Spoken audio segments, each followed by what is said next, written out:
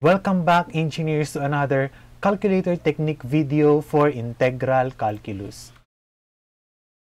For today's video, we will be discussing multiple integrals.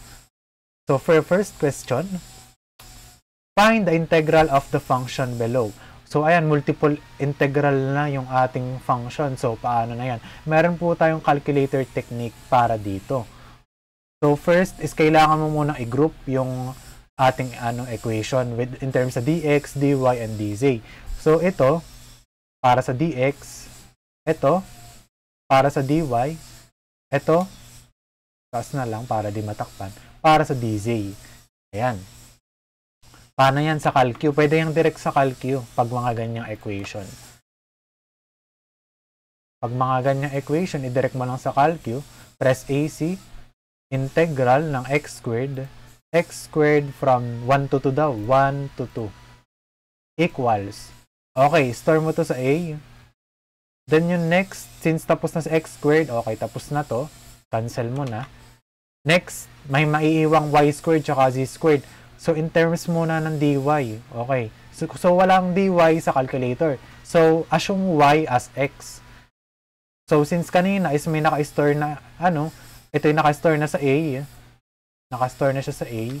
So, isasama pa rin siya sa integral. Parang naging na lang siya. Naging number na lang.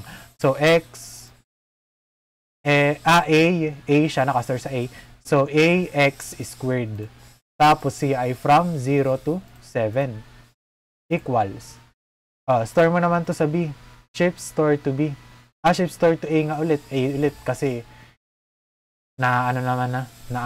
kailangan lang nating ma-store yung value. Sige, sa A na lang din. Para consistent. Okay. Na-store na to sa A.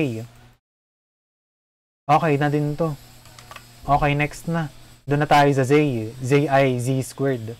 So, integral ng ax squared from negative 1 to 4 equals. Yan, ang sagot. 5,780.